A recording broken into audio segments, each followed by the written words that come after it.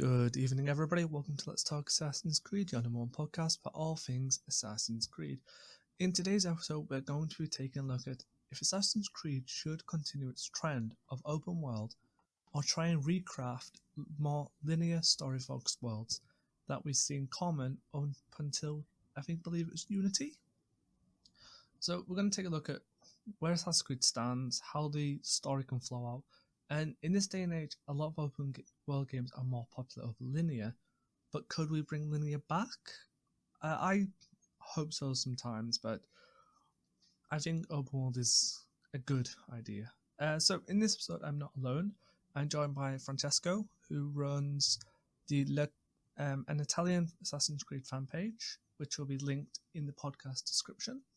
Hello, Declan. Thank you for inviting me to your podcast.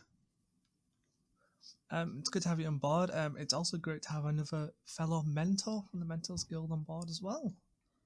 Yes, it's I'm new to the mentor program, so it's a pleasure to have a collaboration with other partners all around the world. So it's great to discuss with other friends. Well, how my slightly off topic, but how my show's evolved since the beginning is it wouldn't be a podcast if I couldn't get as many friends on board just to come talk Assassin's Creed. So I'm grateful you accepted the invite. It's a pleasure. So on the topic of Assassin's Creed, open world versus linear, I would like to hear what your thoughts are on what you would prefer the game to be, open world or linear. Yes, I was thinking about this topic a couple of days ago when I was playing the last update, the River Raids, and I played a lot the River Raids just to take all the the set, the armor and the blades and all the weapons that they have added to the new DLC. And it, in a sort, reminded me to the multiplayer of Unity, because while I was playing the River Raids, I thought that this new DLC would have been great with a multiplayer, a co-op mode, and that reminded me to Unity. And I thought that time was in a sort of a great moment to play with a more closed map, a more linear world. So I think that maybe a return to that kind of approach could find its space, its room in the Assassin's Creed universe. And I agree, the linear worlds up until, well, I'm going to more focus on Unity and Syndicate, as I personally, as a fan since day one, prefer Unity and Syndicate's approach to the other games where everything was blocked off by memories. I like to explore. But the way Unity and Syndicate helped create a tight map that was linear and forward, but also semi-open world, so you could explore the world if you want, but it's tight and linear. But these new games are a bit too open, if that makes sense. Yes, I agree with you. The new approach, since it's an RPG game, it actually requires an open world. And just to be clear, I love the world that Ubisoft is proposing, because they are very wide, they are very detailed. The last Valhalla, it's gigantic, and we finally have had the chance to explore a more recent age with a lot of details. So I really like what they are done. But sometimes I miss that what you said, a small world with a linear story, with more detail in the cities, in the environment, in the history around only one big city.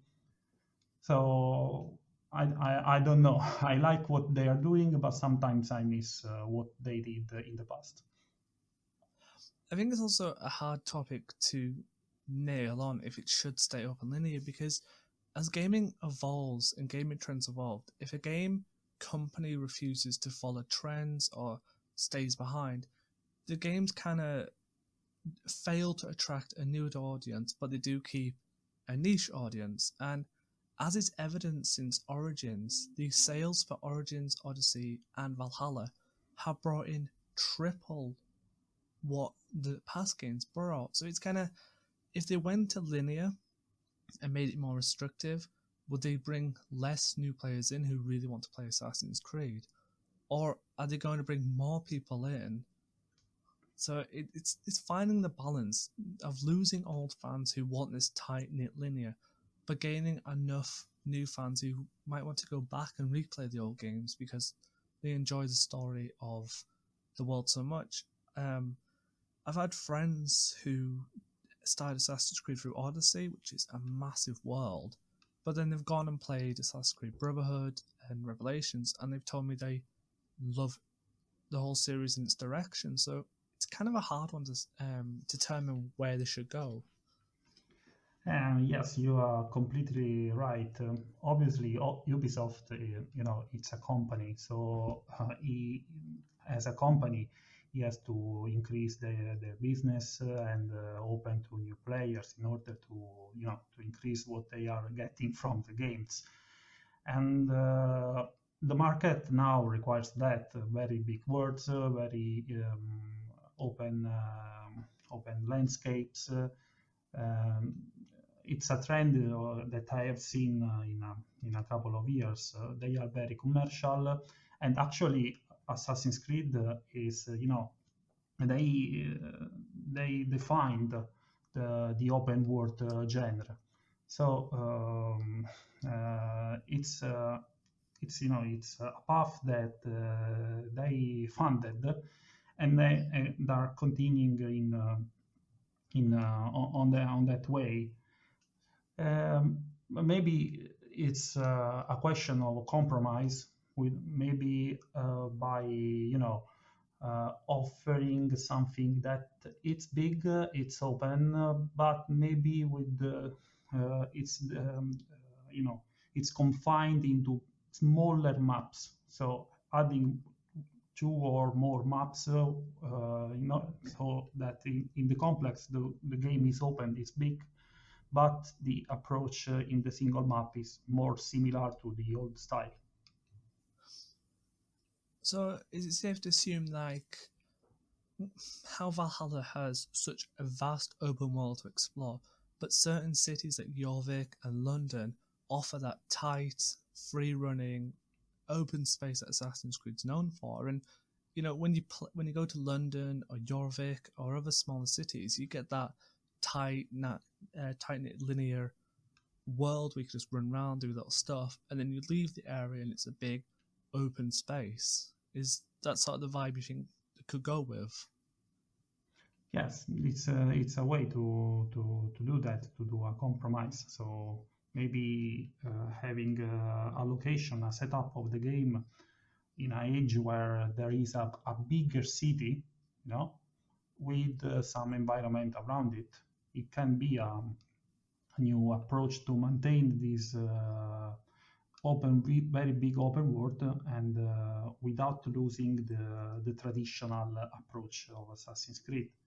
Also, I noticed, maybe I could be wrong, that since they started with this new approach, there is less detail in the cities.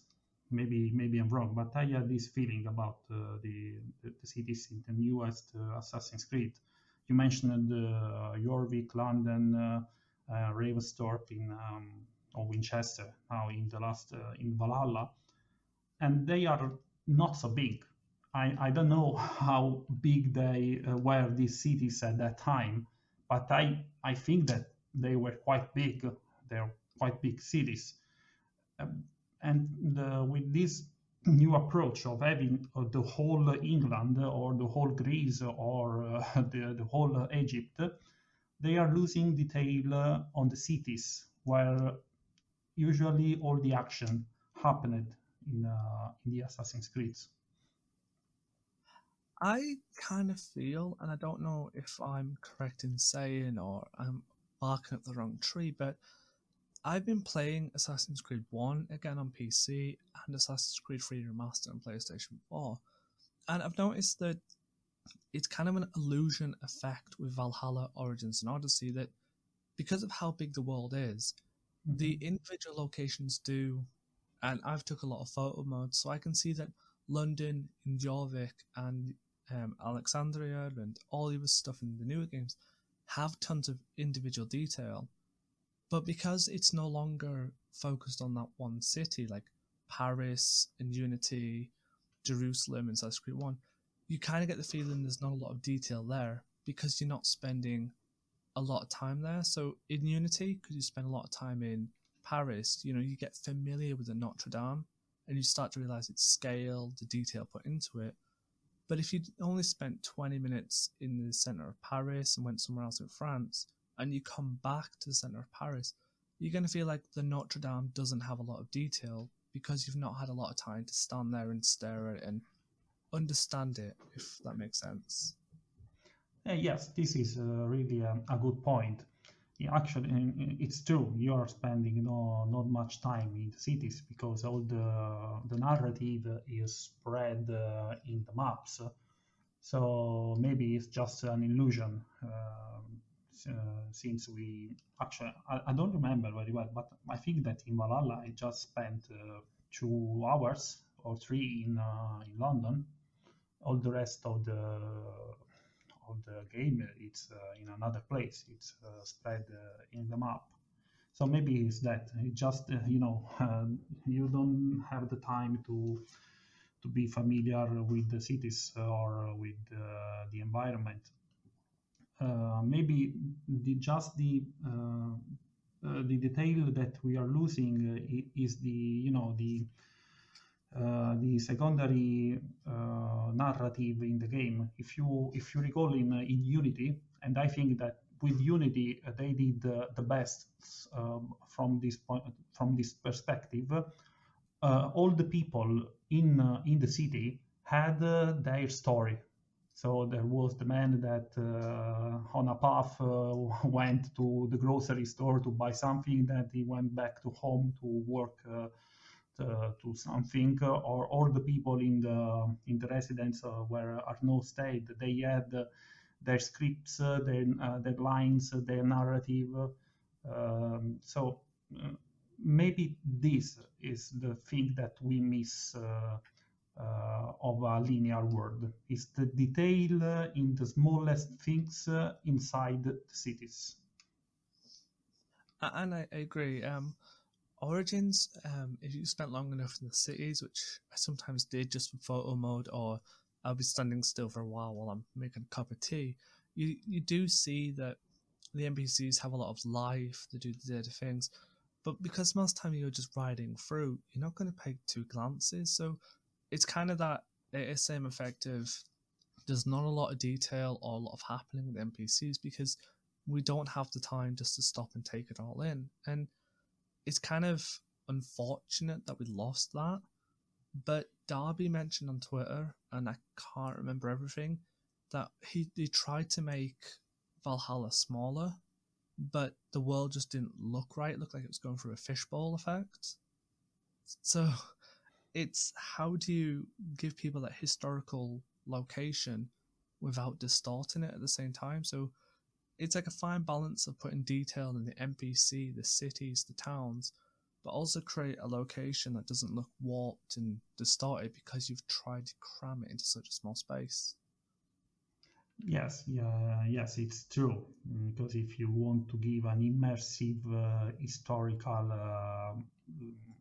game to people, you have to expand the area. But I think it is also depends on the setting, because going back to Assassin's Creed 2, Brotherhood, or Revelations, Assassin's Creed 2 was set in the Renaissance, which was basically Florence at that time. I'm Italian, so I know that despite all the progress that there was in that age in or spread in Italy, because there were several cities, several states, we were a fragmented nation. All started from Florence. So if you want to set something in the Renaissance, going to Florence was the best choice. Then you move to Venice. You settled in the Tuscany region with Monteriggioni and San Gimignano. So that was a good approach, as well as for Brotherhood. It was set in Rome. Rome is plenty of historical places. It was the center of the world for ages, you know. Uh, and back to Revelations, Istanbul was the other Rome of the empire. So it was good to have just one big city. Then, when you are going to move to other periods, it's hard to find a one city place. It's okay for the French Revolution, so you are going to Paris. It's okay for the Victorian age, so you are going to London. But in all other ages, it's hard to find one place. I don't know if I'm if you are if you understand what I'm trying to say.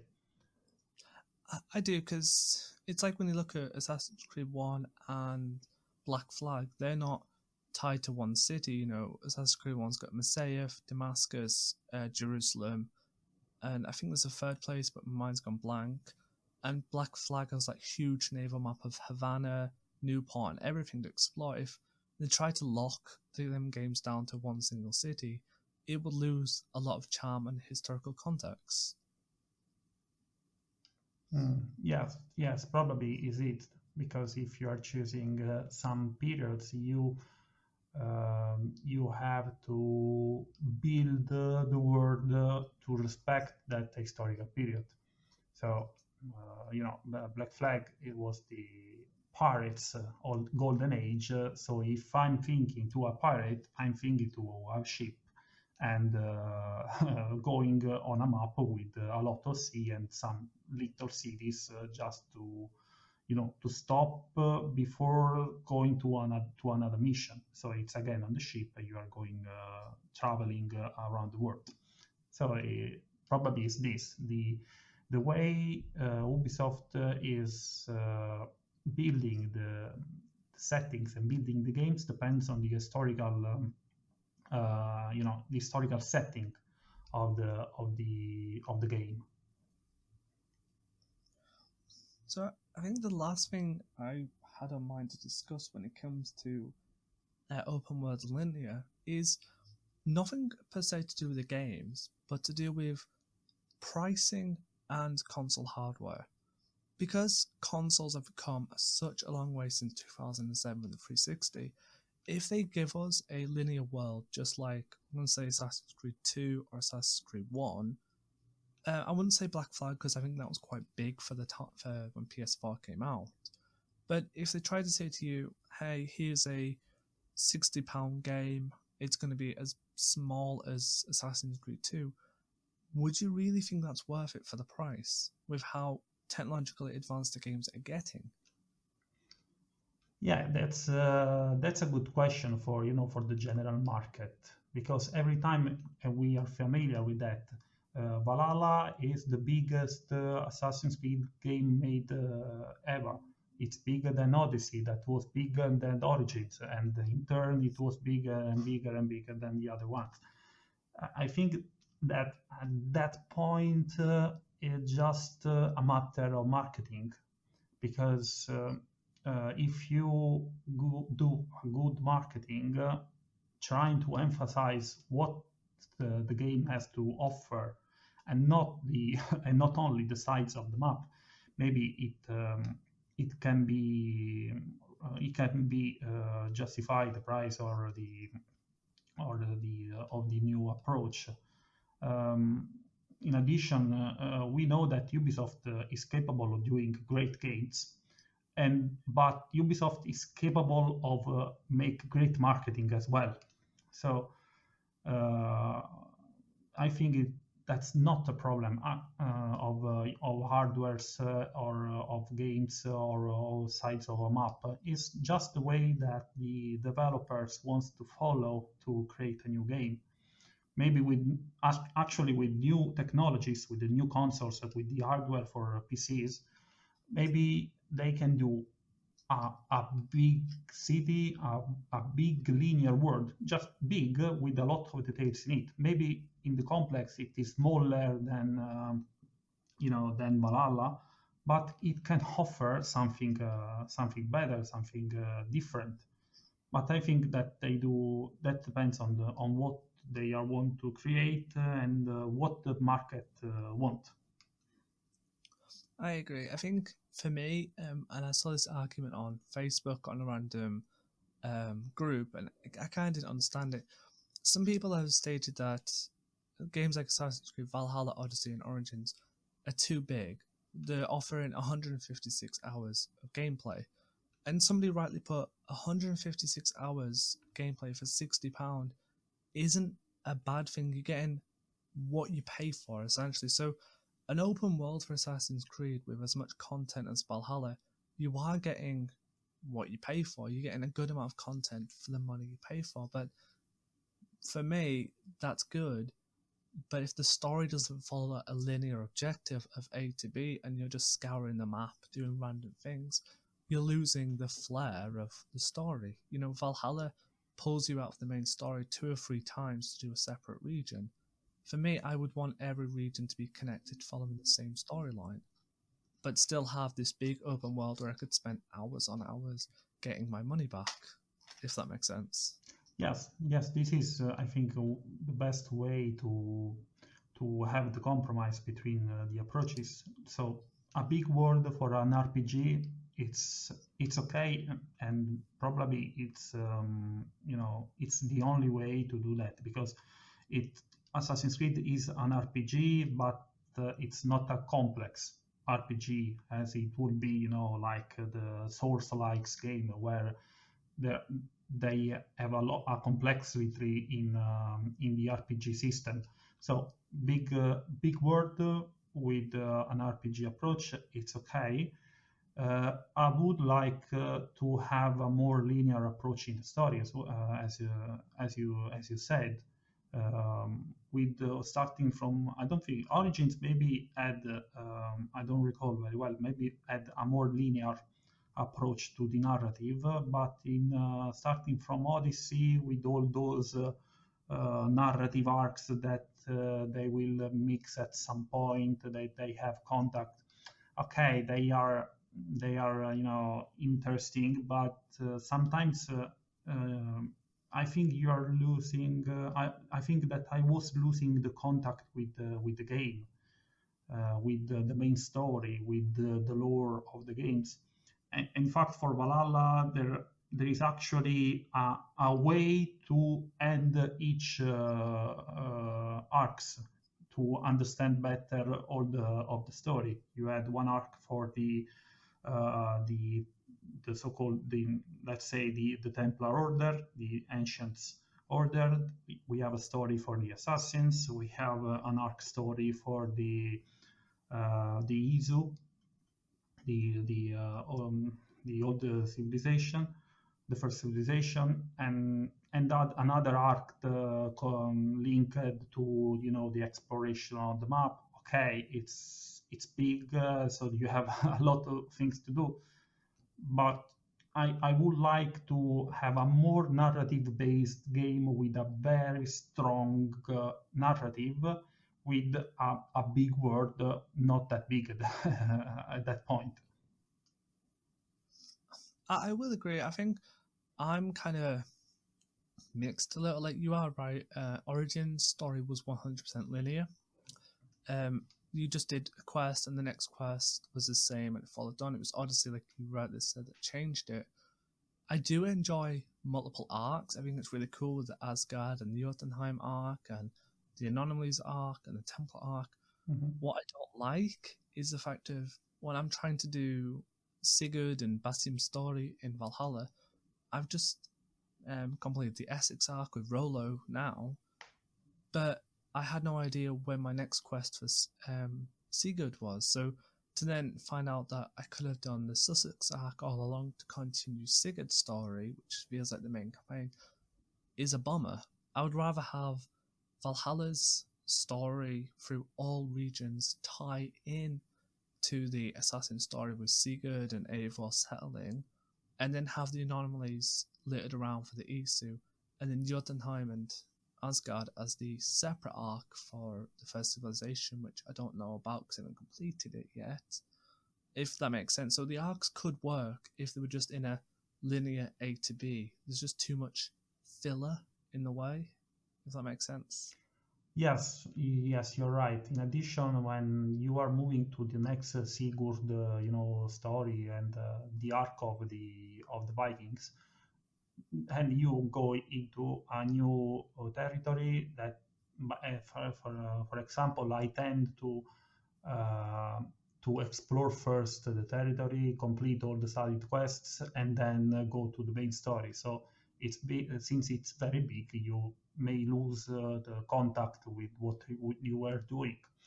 So having maybe a more quick, way to do the story would be better.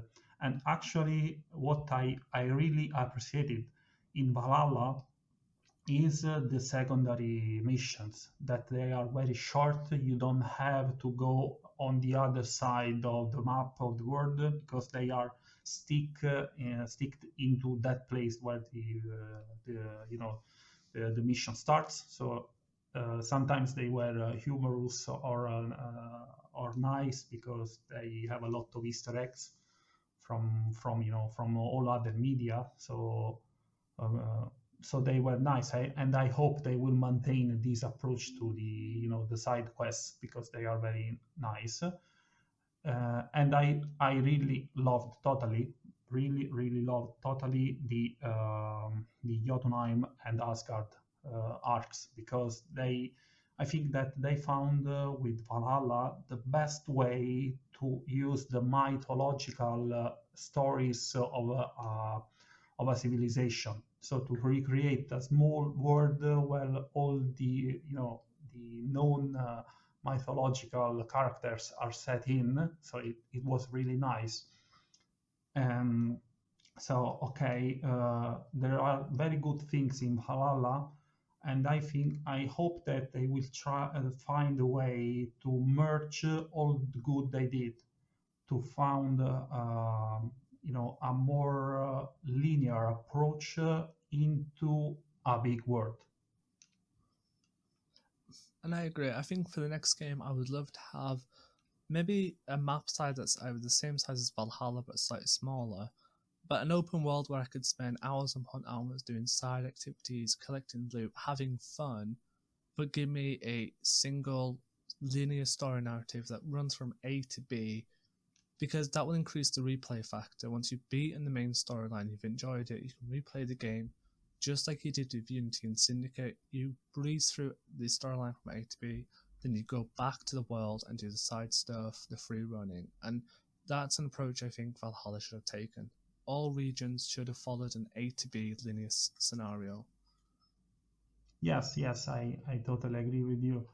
And um, I would like to see another game like Valhalla with maybe just a smaller extension because sometimes the territories were very big and somehow empty, especially the north of the map where there was Jorvik. That area was basically empty. There was just snow and the Adrian's wall and nothing more.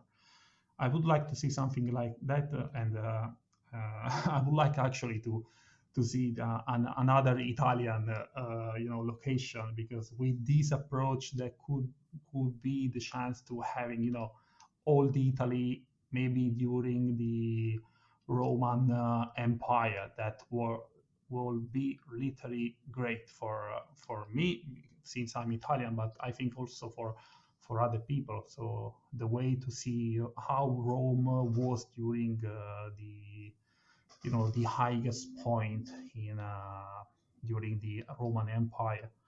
But what I'm thinking from for the future that I think it more realistic is that they will go Ubisoft will go to an Asian location and set up for next games, because there are a lot of clues for a Chinese setup for the future. And that can be very interesting because also China has a lot of history to tell, and could be a good way also to players to know some part of the history of humankind that is not that famous in the world. I do agree that I believe that the next location should be some like Asia. It would be really more interesting than the European settings. We've got a little bit of a real life fact. It kind of makes me giggle. You mentioned that some parts of Valhalla feel unpopulated, with just how, especially in the north. But it's kind of funny in real life in 2020. 93% of the UK is actually unpopulated, anyways. So having Valhalla in areas that are not actually populated in that time kind of feels realistic, if that makes sense. Yeah. So you're saying that in that areas there is still no people. Maybe. Yeah, apparently in 2020, only 10.6% of England is actually populated. Northern Ireland is about 3%. Scotland's only 2% is populated. So having Valhalla empty in some places where you think, oh, there should be life, could be actually realistic if only 93% of England is unpopulated in real life. So Yeah, that's really it's really nice. But actually, England has the big London city. It's really immense. I visited in actually 17 years ago, so it's very great. It's very dense of people. So the most of the country is empty. In Italy, it's not that similar because we have areas very very dense of people, and sometimes with the in the mountains is without it's where with less people that populates it, but we are different countries. well, well, a lot of the northern England, Valhalla is got a lot of northern England. I'm about 2 hours from York, and we do have a lot of like mountains and lake districts, and nobody really wants to go building houses on mountains. Yeah, maybe it's too cold to stay there. I've gone on some real life mountain hikes in England, and I will admit I wouldn't want to be pitching a tent up there for too long. So if I was back in Viking times, I wouldn't be camping on any of those hills. I'd be going to a city where it's warm. Yeah, sure. So this is all we have time for tonight. It's been great talking with you. It's great. Thank you for inviting me. So the biggest takeaway from this episode is that even though Assassin's Creed has deviated from a linear game and more focused on open world unrestricted, an open world unrestricted game is possible, but as long as the story is kept linear and something we're going to follow along. Does that make sense? Yes, totally. So this approach can be maintained, but maybe with a more strict and linear narrative. So it's really great talking to you. And as I always say at the end of the show, if anybody else wants to get involved with the show or have any topics, then please just message me on Twitter at AC Let's Talk, or email me at assassinscreedletstalk@gmail.com. Everyone is welcome. And as you are new on the show, I will remind everyone, once you've been on once, you have to come back again sometime. It would be great to to come again and talk about other topics for the Assassin's Creed future of the franchise. So we'll see you all next week. Okay, see you.